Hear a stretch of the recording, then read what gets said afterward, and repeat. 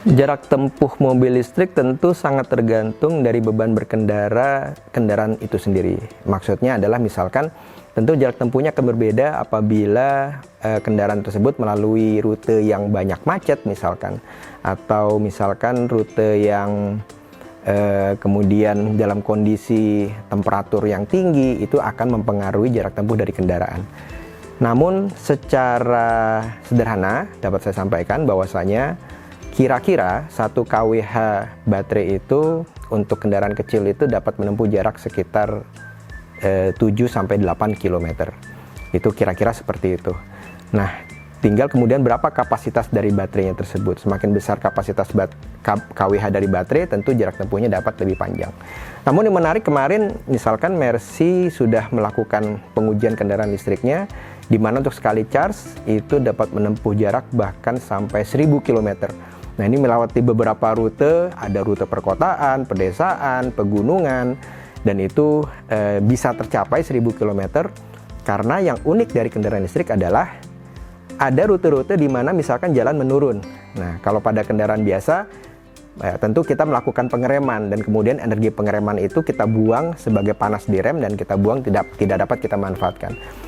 Namun pada kendaraan listrik kondisi seperti ini, kita dapat mengubah energi gerak kendaraan menjadi energi listrik yang kemudian kita simpan lagi di baterai, sehingga kondisi yang selama ini kita membuang energi percuma pada kendaraan listrik bisa kita ubah menjadi energi listrik dan kita manfaatkan lagi untuk menggerakkan kendaraan listrik. Itulah kenapa mobil Mercy yang barusan saya ceritakan itu bisa menempuh jarak sampai dengan 1000 km.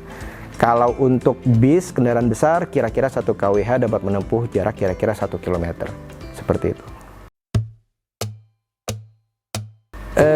Energi listrik adalah energi yang dapat diperbaharui, berbeda dengan minyak bumi. Minyak bumi adalah energi yang tidak dapat diperbaharui sehingga jumlahnya terbatas, dan apabila kita manfaatkan terus-menerus maka jumlahnya akan semakin sedikit dan bahkan habis. Berbeda dengan energi listrik, kita bisa relatif mudah menciptakan. Tentu misalkan ada yang paling sederhana adalah misalkan generator listrik di sepeda ontel ya, yang ada di bannya itu, di mana ada dinamonya kemudian diputar menghasilkan energi listrik, seperti itu. Jadi energi listrik ada energi yang bersih, energi yang mudah diciptakan. Kita bisa menghasilkan energi listrik dari turbin angin, dari air, dari ombak, dari matahari, banyak sekali energi-energi yang terdapat di bumi ini yang dapat kita convert menjadi energi listrik. Di Indonesia misalkan kita punya potensi panas bumi yang dapat kita manfaatkan untuk menghasilkan energi listrik, sehingga energi listrik sangat berbeda dengan minyak bumi di mana jumlahnya sangat terbatas. Kalau energi listrik itu berlimpah dapat kita hasilkan dan dapat kita manfaatkan. Mobil listrik pasti lebih hemat dan efisien dibandingkan kendaraan konvensional. Misalkan apabila kita berbicara masalah efisiensi energi, maka pada kendaraan konvensional nilainya relatif rendah, yaitu sekitar 30%. Artinya apa? Artinya 30% energi dari bahan bakar yang dapat kita manfaatkan menjadi energi gerak, sisanya kita buang. Yang paling jelas adalah kita buang sebagai energi panas yang kita buang melalui knalpot, seperti itu.